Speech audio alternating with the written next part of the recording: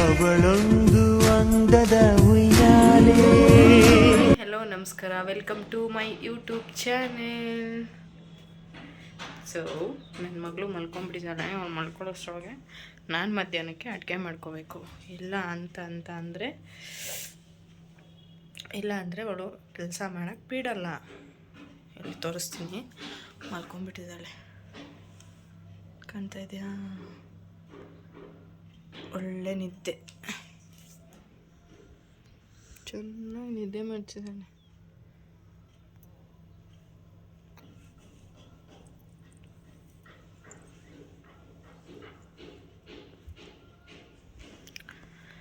So ಅವಳು ಎದ್ದೇಳೋಷ್ಟ್ರೊಳಗೆ ನಾನು ನನ್ನ ಮಧ್ಯಾಹ್ನಕ್ಕೆ ಏನಿದೆ ಅಡುಗೆ ಅದನ್ನೆಲ್ಲ ಮುಗಿಸ್ಬೇಕು. ಇಲ್ಲ ಅಂತಂದರೆ ಅವಳೇನು ಕೆಲಸ ಮಾಡೋದಕ್ಕೂ ಬಿಡೋದಿಲ್ಲ.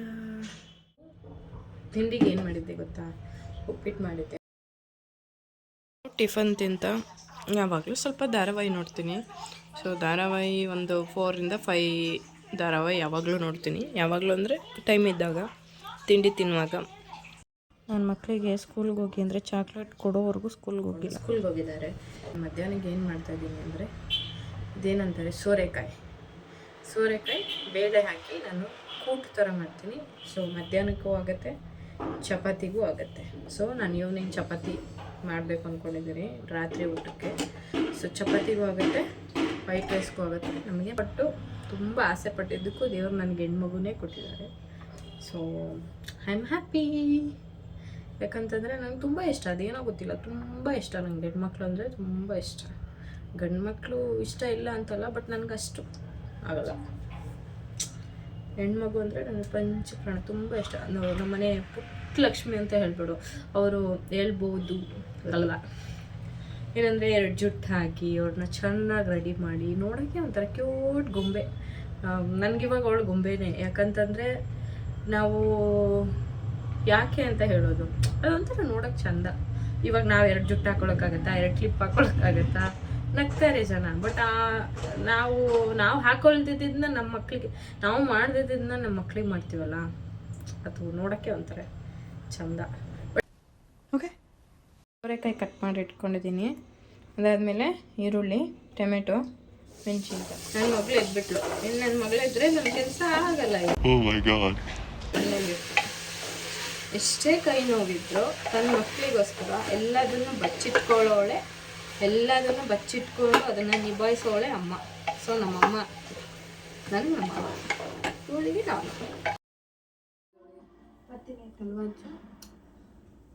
ತುಡ್ಲು, ತುಂಬ ರೆಡಿ ಅಲ್ಲ. ದಿನ ಹಿಂಗೆ ರೆಡಿ ಮಾಡೋದು. ಮತ್ತೆ ಮಧ್ಯಾಹ್ನ ಒಂದು ಜೊತೆ ಬಟ್ಟೆ ಚೇಂಜು ಊಟ ಮಾಡಿದ್ಮೇಲೆ. ಈಗ ಎದ್ದಿದ್ದಾಳೆ, ಒಂದು 10-10:30 ಆಯ್ತು. ನಾವು ಎದ್ದು ಮತ್ತೀಗ ಮಲ್ಕೊಬೇಕು.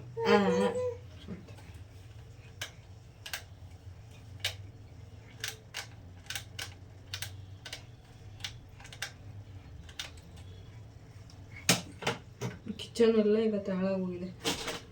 ಆ್ಯಕ್ಚುಲಿ ಸಾಂಬಾರು ಮಾಡೋದು ತೋರಿಸೋಣ ಅಂತ ಹೇಳ್ಬಿಟ್ಟು ಇದ್ದಿದ್ದು. ಹತ್ತು ಬಿಟ್ಲು ನನ್ನ ಮಗಳು. ಅರ್ಧಕ್ಕೆ ಆಯಿತು, ಏನಿಲ್ಲ. ತೆಂಗಿನಕಾಯಿ ಹಾಕಿಬಿಟ್ಟೆ, ಬಿಸಿಲು ಮುಚ್ಚಿದಷ್ಟೇ. ಈಗಿನ್ನ ಕೆಲಸ ಇದೆ. ನಮ್ಮ ಬಿಕ್ಕು ಬರ್ತದೆ, ಇನ್ನು ಎಗ್ ಬೇಯಿಸ್ಬೇಕು. ಇವಳಿಗೂ ಬೇಕು ಎಗ್ಗು. ಸೊ ಹಂಗಾಗಿ ಇವಾಗ ಎಗ್ ಬೇಯಕ್ಕಿಡಬೇಕು. ರೈಸ್ ಮಾಡಬೇಕು. ನೋಡಿ ಮಗುನ ಹಿಡ್ಕೊಂಡು ನಮ್ಮಂಗೆ ಎಷ್ಟು ಕಷ್ಟ ನೋಡಿ. ಅದು ಮನೇಲಿ ಒಬ್ಬರೇ ಅಂತೂ ಇದ್ರ ಬಿಟ್ಟರೆ ಯಾರು ಒಬ್ರು ಇರಬೇಕಪ್ಪ ಮಗನ ಮ್ಯಾನೇಜ್ ಮಾಡ್ಕೊಂಡು ಜೊತೆಲಿರೋದಕ್ಕೆ. ಮನೆ ಕೆಲಸನೂ ನಾವೇ ಮಾಡಿ, ಎಲ್ಲ ನಾವೇ ಮಾಡಿ. ನೋಡಿ ಹಿಂಗೆ ಸುಮ್ಮನೆ ಏನಾದ್ರು ಒಂದು ಮಾಡೋದು ಅಲ್ವಾ? ಸುಮ್ಮನೆ ಏನಾದ್ರು ಒಂದು ಮಾಡ್ತೀಯ ನೀನು? ಹಾಂ,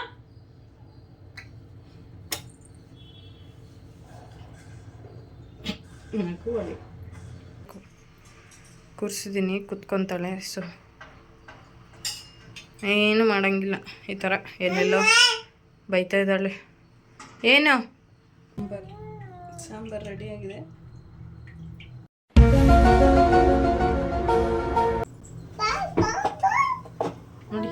ಏನು ಮಾಡ್ತಿದ್ದಾಳೆ ನೋಡಿ, ಇದನ್ನೇ ಮಾಡೋದು.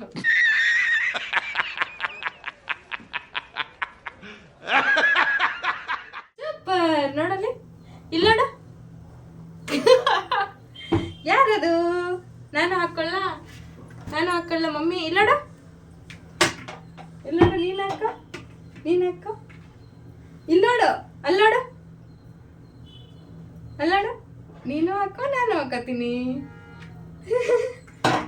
ಇದಾಕೋ ನಾನು ಹಾಕೋತೀನಿ. ಎಲ್ಲೋಡು, ಅಲ್ಲಿ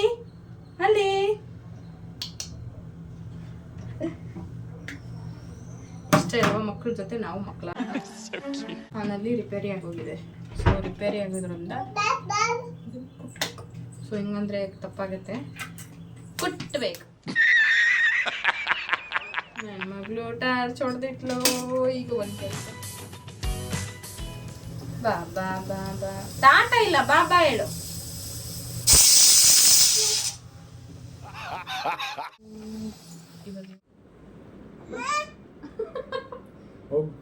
ಅಚ್ಚು ಬಾ,